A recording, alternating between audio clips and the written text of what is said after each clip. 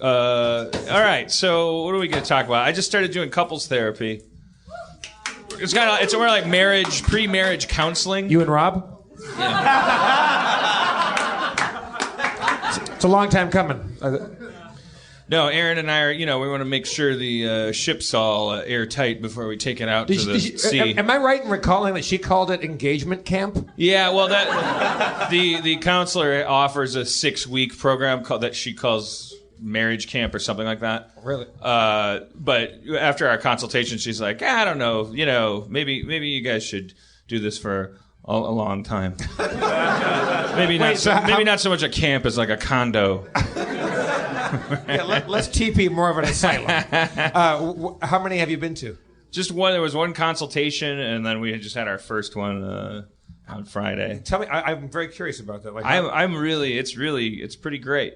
Like I like it. Just I think the most important thing is to have language, because as we all know, relationships the big thing, the big obstacle for them is that they're competing in their most crucial phases with something that's you can't compete with, which is the courtship phase, where there's hormones, like chemicals pumping through your body, looking at this person across the room. The whole high fidelity monologue with John Cusack. It's when your lover is a stranger to you, and you just love drinking a big glass of water of how you look in their eyes, and everything is fantastic. It's like then you seal a deal, and that's when the really rewarding stuff starts to happen, like a 30-year life together, for instance. But at the same time, the big problem with that is that you can sometimes feel like it's like, well, now I don't now I'm not on fire all the time. Like now what a shitty person I am. Now we fight sometimes, and then the person I had that fight with is still there, and it's it's not like you get in a fight and you're like, I don't want to see you anymore. It's like we got in a fight. Now I'm gonna keep seeing you forever because I love you, but we had like 8 fights. And so I think the coolest thing is that combats that phenomenon is this shared language. I think that's when artifice really comes in handy. Like it's you get tools, you get told like, okay, this is a phrase we use for this thing, so that you both know that phrase, so that you're not just on autopilot, and when you start to get into a fight or something, you actually have a thing that you can talk about, go like, oh, is this a scenario 7, kind of thing. And my big thing was that my epiphany has been this thing that the counselor called emotional bids. Emotional bids, Jeff. Bids. Yeah. So, when there's 2 people in a conversation, my thing has always been, well, one person's always going to need something, and then the other person's always going to be having to give it, which means that one person's getting like robbed.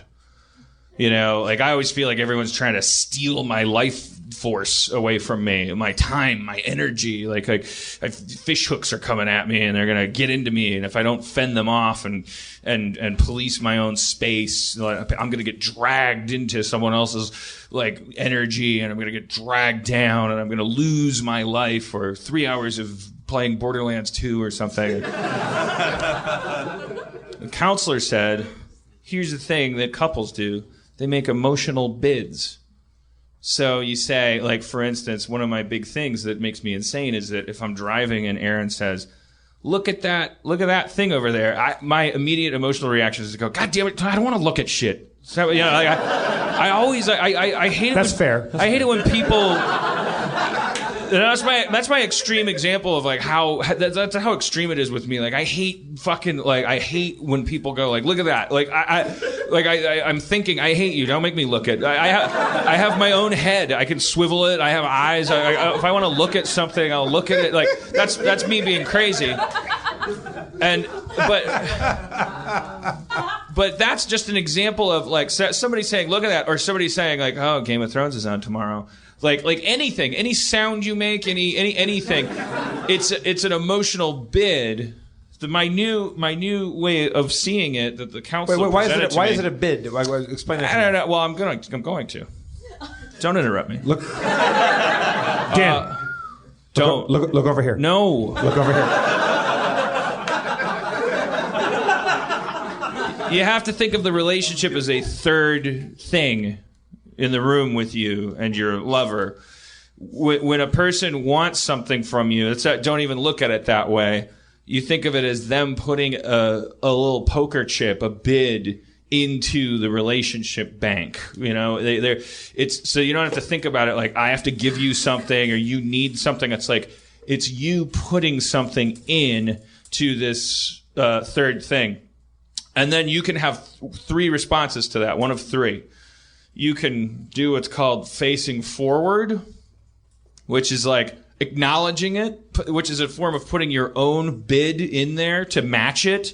And both parties are going to draw checks on this bank from time to time. You need your relationship to be there when you're feeling bummed out. Sometimes you're sick or you're in a bad mood. You feel fat. You want to, you go like, oh, can I fall back on this relationship? You know, and if it's overdrawn, if there's no trust, if it's like somebody puts a bid in it, and then if you go like, but for example, by saying like, oh, our favorite show's on tonight. If you go, yeah, like that's you taking the bid out, like wiping your ass with it. I don't know where the metaphor goes, but like you're not matching it. And then what happens is, and this happens a lot with men and women, is that like because men have this thing, or they're just like they think too logically in their discourse. So it's like, look at that thing, isn't that pretty? And then the guy will tend too often to go like, I don't see how that's more pretty than anything else in particular. Like trying to make sure, because I think we're socialized, at least American men are socialized to like be more logical, not change our minds and all this stuff. And then like, so that's like an example of you betray the trust, and then like the other person will double down on the bid. They start putting more shit in there, and then they get all messed up and like they go like I do everything and you don't do anything, and it's like it comes out at random times like I could put so much shit into this relationship and all that stuff. All you got to do is just like retrain your brain, even if it's perfunctory, because they've done these studies where they take like they finally started taking like couples science into like they just study us like animals now, and they just take like people who are happy as couples and they just study their behavior, and they've found that if you can make bad couples emulate good couples behavior, the bad couples can turn into good couples. They get happy. So what is the good behavior? The good behavior is just that rhythm of matching emotional bids. Like if someone petitions the relationship for acknowledgement, then you gotta ring that bell too. You just once. That's it. Hey, look at that bridge. Oh, yeah, that's a great bridge. Like without being sarcastic. You know, you don't have to agree that it's a great bridge, but you also don't be a shithead. Like just say, yeah, it's a great bridge. Like just stop. You know, face forward. Like literally physically face the person that wants your attention, and engage them for just as much time as they said. Oh, Game of Thrones is on tomorrow. Yeah, isn't that show great? Like just fucking match it. Don't. I want to talk about this look over there thing and look at the bridge thing. Like is that are you making that up, or is it an actual thing? If Aaron says, hey, look, that restaurant's closed, and you might have a bad reaction to her just saying, look at that thing. Yes. Really? Anybody. I can't handle I don't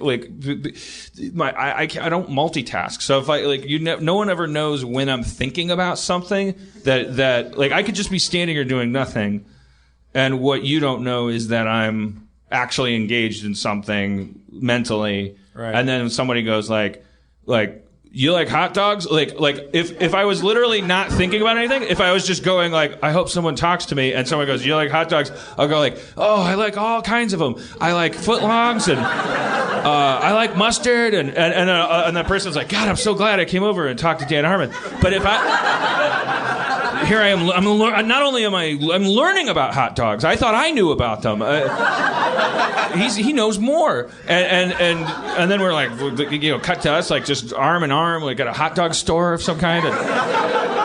But if I'm standing there and I happen to be like running some kind of like program, like I'm going like, I've got just thinking about something, like running through a conversation in my head, or creating my next masterpiece. Of course, you guys didn't laugh hard enough at that. Now I feel like a shithead. Didn't sound like a joke. Sounded like an emotional bid. So And then go, you like hot dogs? I'm like, what? Yeah. like mad, like shaking you off like you're a mosquito. What? What are you asking me? Because I don't even hear it the first time. I just hear like noise, like hot dogs. And I'm like, what do you want? I'm just asking if you like hot dogs. Okay, yeah, I like hot dogs. Jesus Christ. I kind of like creating a masterpiece in my mind right now. So that may or may not ever change about me, but what can change about me is I can go from not valuing the relationship enough to take action to valuing the relationship enough to take action. So if it's like, it's not about me. That was my big fear about couples therapy, is like, they're going to pop the hood open on me. I know it's not her that's going to have to change a bunch of shit for us to be happy.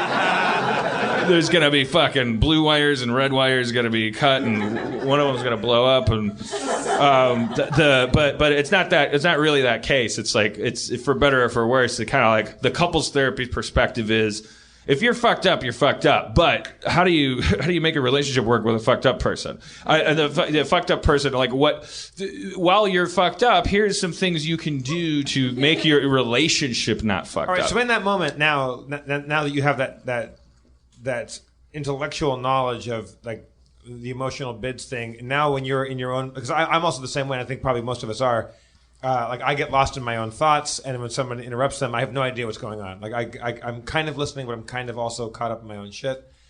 Now, if Aaron says, look at that bridge, or do you like hot dogs, you're still going to probably react in that first moment of... No, emotionally, yes. Like, I won't be able to stop myself from, like the counselor says, it's like when you hit your knee with a hammer, it's just a reflex. Reflexes are reflexes, but you have an internal reflexive reaction. But that can be a dinner bell. Like that can be like a triangle that rings that is a reminder. Oh, this is that moment where I do that thing where I stop, face her, and acknowledge what she just said, and then go back to So it's like, yeah. It's just it's literally just changing your behavior. So you're lost in thought. You're creating a masterpiece. Someone says, "Do you like hot dogs?" You hear wow. So in my head, I go, "What the fuck? What does he want? Shut up!" And then I turn. I say like, did you say, "Do I like hot dogs?" Yes, I did. Yeah, I do. Oh, thank you. I'm so glad I talked to Dan Harmon. And you know what, sir? If I was just thinking about my next masterpiece, so I'm sorry. I don't mean to be rude, but I'm going to go back to that. That's my emotional bid. Now he can either honor that or not. He can be like, "Fuck off! You get your head out of your ass, you fucking fuck." I'm like, all right, whatever. But yeah, it's like that's another form of an emotional bid. Is be honest about whether or not you want to hang out or need space. How do you know when I guess the metaphor for the bid thing is that you can keep anteing and someone can keep just taking the money off the table and not put anything back in. That's every guy's first question. Is what if you keep matching emotional bids and you keep having to look at 20 bridges per second? It was my first question, and then I went to the Rick and Morty writers' room, and I was so excited about these tools I had learned, and every guy was like, immediately was like, what if you look at the bridge and then say a nice bridge, and then you got to do it again 5 seconds later? That what if the other person abuses me doing the normal right thing, and is called mistrust. And trust is the foundation of a relationship. So you can change anything you want about a house, but if you don't have trust in a relationship, it just doesn't matter. It's just like a fucked up house. So you just have to fucking jump in. Like you just have to do the science of it. You're not gonna have to look at 20 bridges. There aren't 20 bridges. She